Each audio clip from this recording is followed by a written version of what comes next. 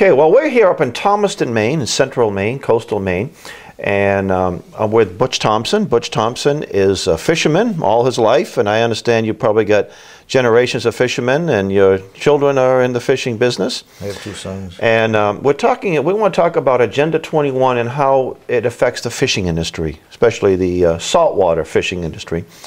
Anyway, here it is, February of 2013, and last November, I'm up here in Rockland, just a little north of Thomaston, and I saw the storefront called the Island Institute, and it mentioned that their mission was sustainability, preserving the islands, and which is all a good, noble thing, but the word sustainability, that got my attention. So I went into the place, and the folks were very nice to me, and I asked them for information about their organization, and they gave me a little packet. And in the packet, it mentioned what they were advocating, what they were doing, including permit banks. I said, permit banks? Now, what in the earth is a permit bank? So I came back, and I met with some of my friends who were very active in the Agenda 21 fight. They were successful in getting Gateway 1 defunded here about 3 years ago. And I said, do you know what a permit bank is? And I had learned what it was by reading their information. And nobody was familiar with it. And I said, well, a permit bank is simply putting money aside, and with the money they buy fishing permits from the government. And I said, boy, these folks got all bases covered. And my thought was that they would be these non-government organizations, like the Island Institute, these foundations, would be would not be selling their permits to many fishermen. So they would be sort of controlling an aspect of the market. And so let me ask you, can you give me a good definition of a permit bank and how it affects the industry? Well, the overriding effect is centralization, and that was the impetus for doing this.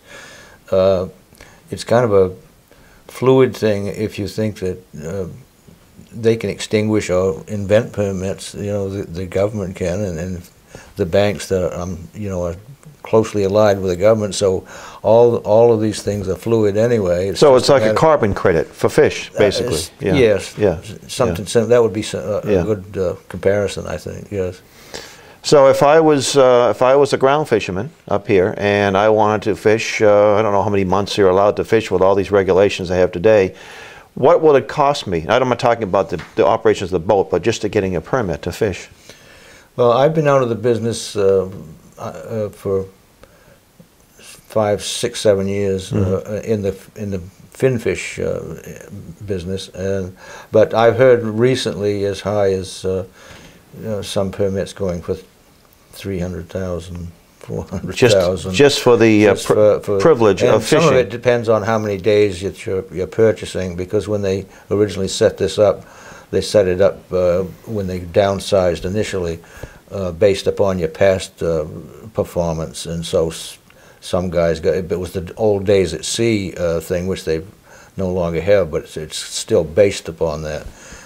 If you were really active, you would have 100 plus perhaps days at sea. If you were less active, you'd be something less than 100 days. So, and that criterion is kind of carried on through these permits. So some permits are worth more than others for that reason alone. So before you actually catch one fish, you have to have this permit. It's very expensive. Yes. That doesn't mean you're going to catch any fish. You might have it might be a bad year or a bad week, and it doesn't have anything to do with the cost of the fuel and the operation of the boat and the crew and the price of the fish, the market, and what have you. Just to go out in the ocean and fish. Now, I remember some years ago, I went on a deep-sea fishing boat down in Gloucester, Massachusetts, and the captain of the ship was giving us a little story about what happened to the fishing and how the Russian trawlers and the Eastern European trawlers came in, violated the space, the 12-mile limit at that time, or 10-mile limit, and they were catching anything and everything and canning it right at sea and selling it to us. And our government was sort of looking the other way. We really didn't care. And then finally, when it was too late, they passed the 200-mile limit. I guess it was in the mid-70s or late 70s. Now, let me ask you, what's the state of the stock today? Are these permits necessary? I mean, we would say that they're unconstitutional, And I would like to think that people who've been fishing all their lives know a lot more about the fishing business than some bureaucrats in Washington, D.C. or at the UN.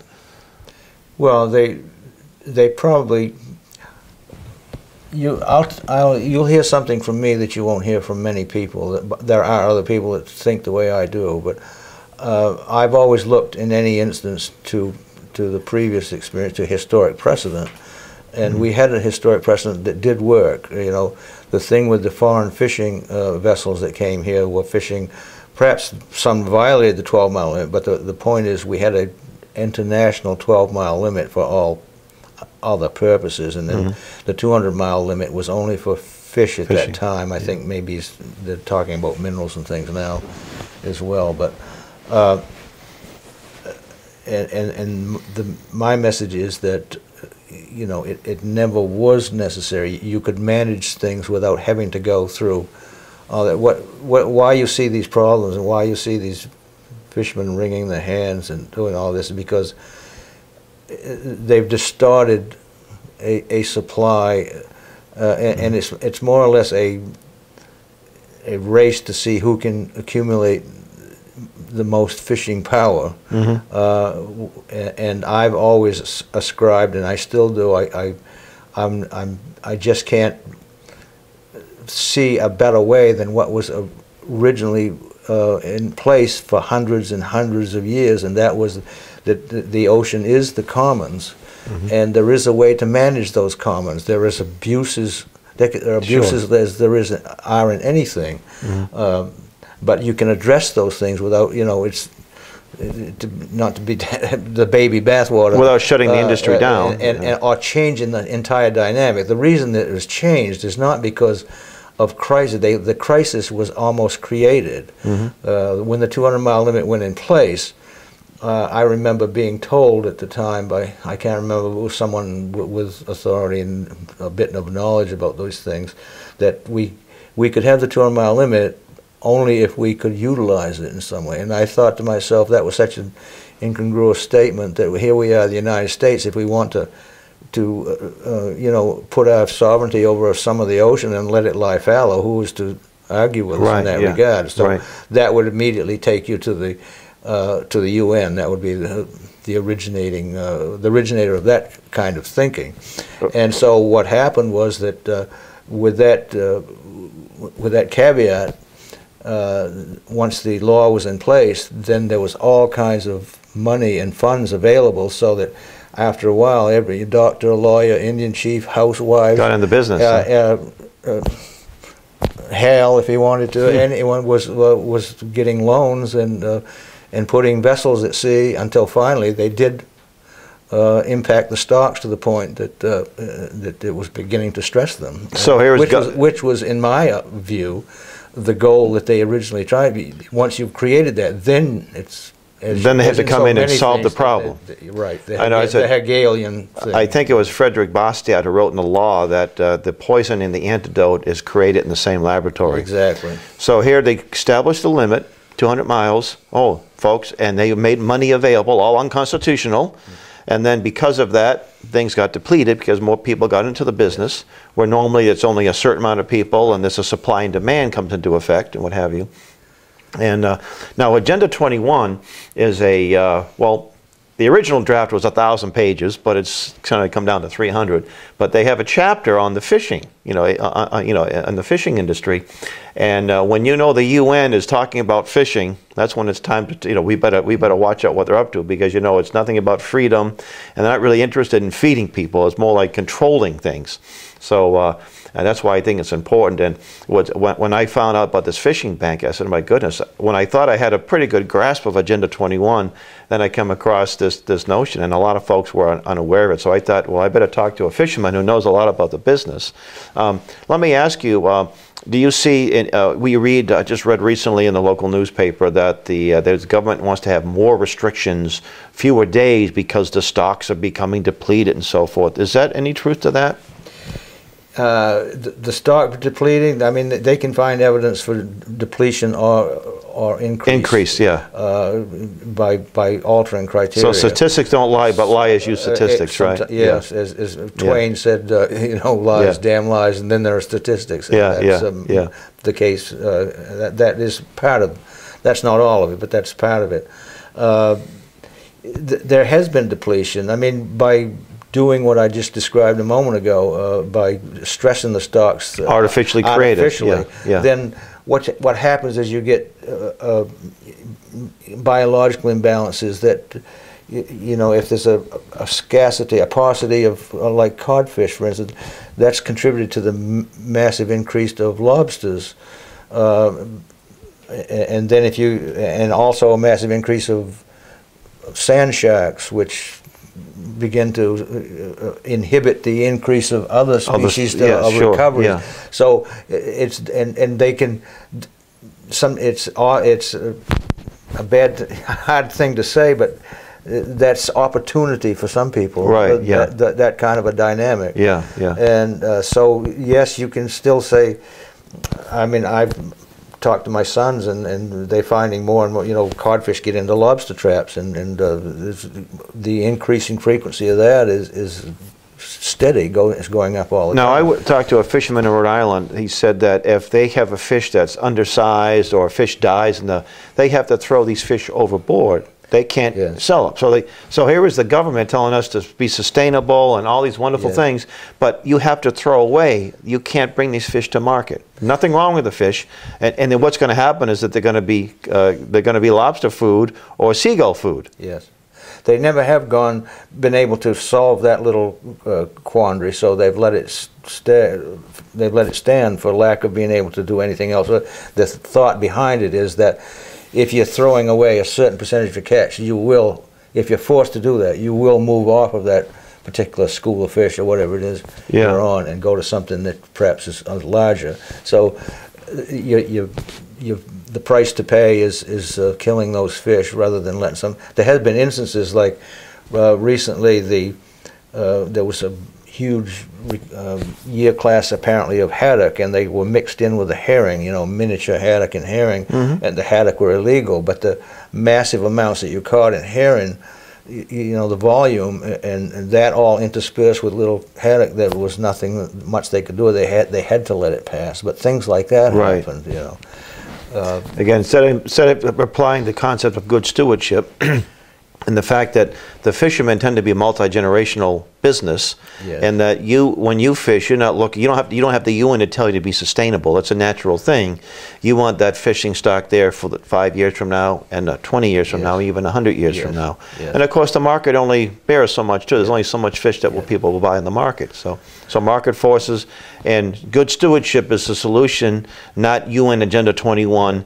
Rules and regulations from Washington or stemming from the UN. We didn't even get into the Law of the Sea Treaty, but I guess that's for another time. Yes. But that's another, also, it doesn't so much deal with fishing exclusively, but it deals with who's controlling the oceans and the resources of the ocean, incling fish. Well, yes, the Law of the Sea Treaty does. It does impact the fishing business. Oh, yes, it does. And you see in the New American magazine has had 2 special issues regarding the Law of the Sea, and both times mentioned that, and because it's going to be administered and managed under UN or international things, as a lot of fisheries are now, especially highly migratory species like tuna and things like that go all over the world, and herring as well. But